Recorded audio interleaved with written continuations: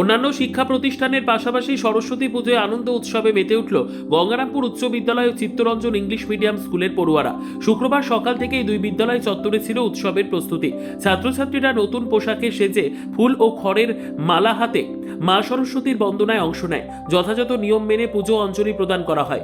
অঞ্জলি শেষে দুপুর প্রায় 2টো নাগাদ বিদ্যালয় প্রাঙ্গণে উপচে পড়ে ভিড়। পড়ুয়াদের সঙ্গে সঙ্গে অভিভাবক ও প্রাক্তন ছাত্রছাত্রীরাও পুজো দেখতে আসেন।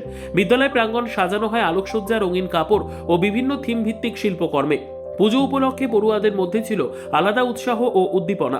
বিদ্যালয় কর্তৃপক্ষের তত্ত্বাবধানে শান্তিপূর্ণ ও সুশৃঙ্খলভাবে পুজো সম্পন্ন হয়। পরে প্রসাদ বিতরণ করা হয়। শিক্ষক শিক্ষিকারা জানান, সরস্বতী পুজোর মাধ্যমে শিক্ষার্থীদের মধ্যে জ্ঞান চর্চার পাশাপাশি সংস্কৃতি ও শৃঙ্খলাবোধ আরও দৃঢ় হয়।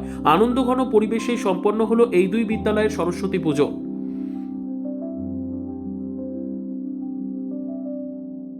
গঙ্গারামপুর হাই স্কুলের ঐতিহ্য আজকে সরস্বতী পুজোটা শুধুমাত্র গঙ্গারামপুর স্কুলের শিক্ষক, ছাত্র এবং অভিভাবক নয়, বাকি সমগ্র স্টুডেন্ট থেকে শুরু করে সমগ্র গঙ্গারামপুরবাসীর কাছে এটা একটা আনন্দ উৎসবের দিন।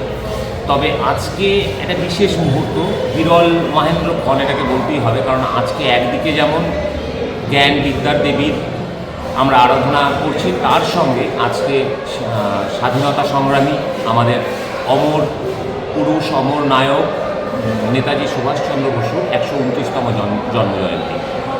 এই মহেন্দ্রক্ষণে বিদ্যালয় চত্বর সত্যি উৎসবমুখর, আনন্দময় আরও বেশি হয়ে উঠেছে।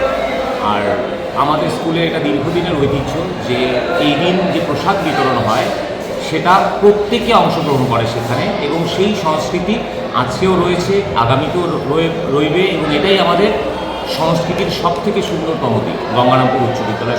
ব্যুরো রিপোর্ট, উত্তর বাংলা সংবাদ।